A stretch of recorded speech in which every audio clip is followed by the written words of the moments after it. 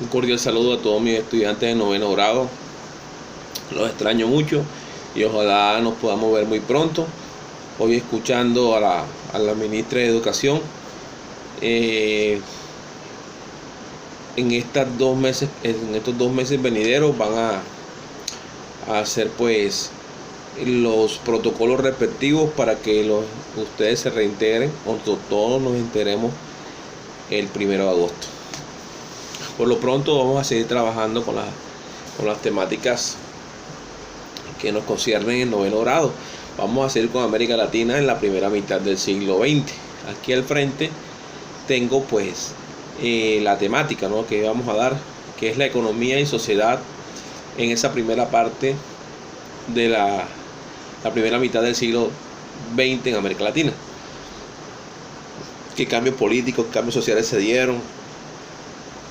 Ya vamos a hablar sobre la Revolución Mexicana, ¿cierto?, que es muy interesante. Entonces aquí yo les envié pues un material de secundaria activa que es muy fácil de leer. Ojalá que le perdamos algo de tiempo, si se le puede decir así, perdamos tiempo, no es perder tiempo sino aprovecharlo, de leer para poder comprender el tema que vamos a trabajar.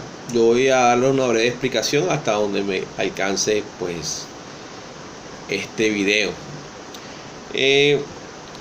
Para hablar de América Latina, vamos a finales del siglo XIX, que naciones industrializadas como Francia, como Inglaterra, como los Estados Unidos, empiezan a invertir dineros en México, Brasil, Chile, Argentina y Perú, principalmente en la construcción de ferrocarriles, de infraestructura. Entonces los países latinoamericanos, esos que los acabo de nombrar, empiezan a perder el control en algunos sectores de la economía.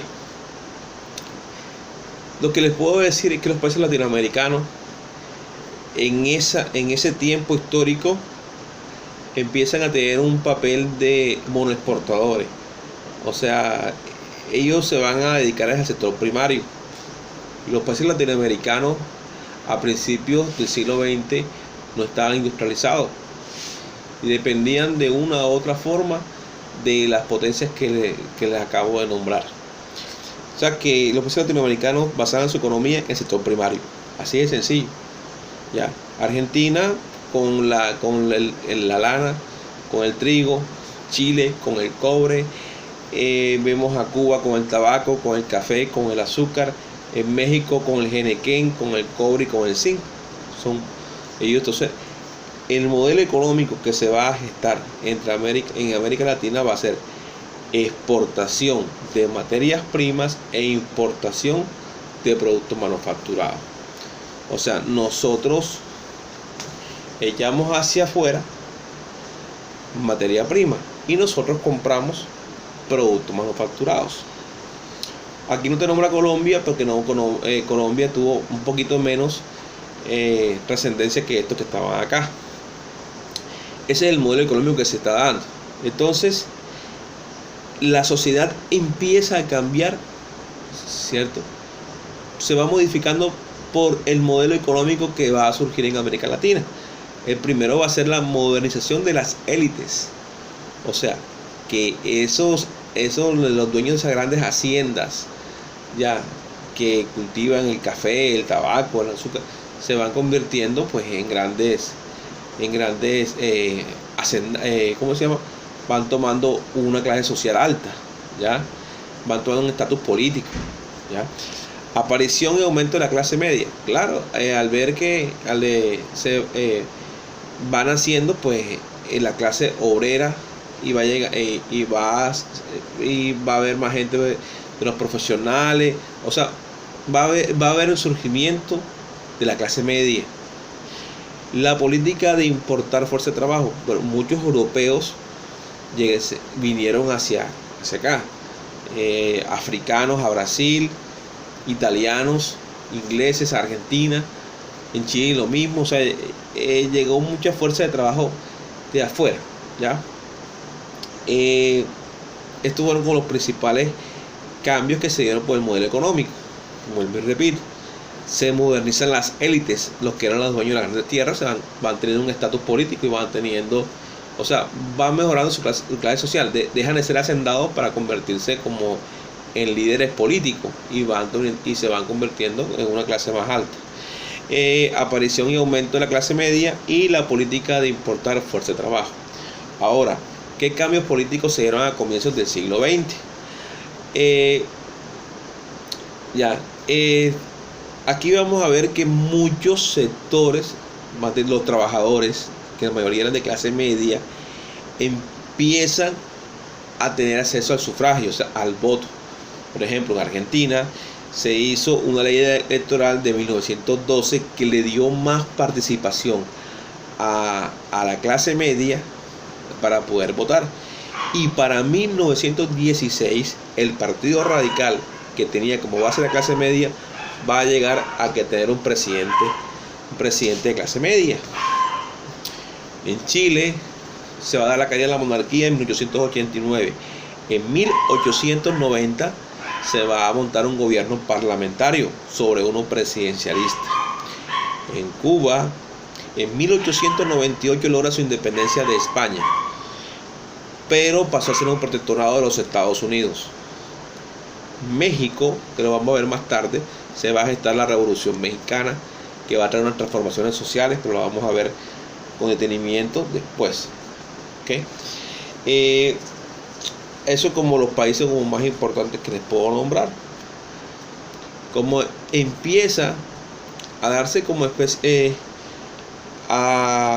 como los países, estas potencias empiezan a invertir aquí, empieza también a hacer una industrialización, pero muy básica, o sea, empieza a nacer una clase obrera, ¿ya? Esa clase obrera empieza a exigir también condiciones laborales. Entonces, para 1914 a 1927 se van creando los sindicatos, se van creando las primeras movilizaciones y las huelgas. Ahora, otra cosa muy importante fue la crisis del 29. La crisis del 29, ¿se acuerdan que el crack del 29, ¿no? Que cuando lo vimos en el periodo de entreguerras, ¿ya? Que va a afectar a todas las economías europeas y estadounidenses, va a afectar a los países latinoamericanos porque sus productos, lo que ellos exportaban, pues va a caer sus precios y tampoco tiene nadie que les comprara. Eso hizo necesario que las élites empiezan a buscar otros caminos y empiezan a industrializarse. Eso es lo que vamos a llamar industrialización por sustitución de importaciones, ¿ya? Se empieza a industrializar los países latinoamericanos. Les tocó hacerlo, ¿cierto? Este cambio económico tuvo un relativo éxito hasta los años 60, ¿cierto? Muchos países implementaron barreras arancelarias y elevaron los precios de los bienes importados, ¿ya? Para poder solventar esta industrialización que estaban haciendo, ¿ya? Con el fortalecimiento de la industria van a ser una clase social burguesa, o sea, una burguesía industrial, como un nuevo grupo de poder de la sociedad latinoamericana. Ahora, también vamos a ver en esta primera mitad del siglo XX los gobiernos populistas. Así como iban creciendo los industriales, así también iban creciendo los sectores obreros. Algunos van a ser, entonces los obreros y los industriales querían también un estatus político, ¿ya? Y eso va a hacer de que ellos lleven a la presidencia a gobiernos populistas. Gobierno populista es uno que son de carácter policlasista, ¿cierto? Más que todos estos gobiernos populistas se relacionaban mucho con el pueblo, ¿no? Por ejemplo, como un ejemplo a colocarle, así como el estilo de Jorge Eliezer Gaitán, ¿ya?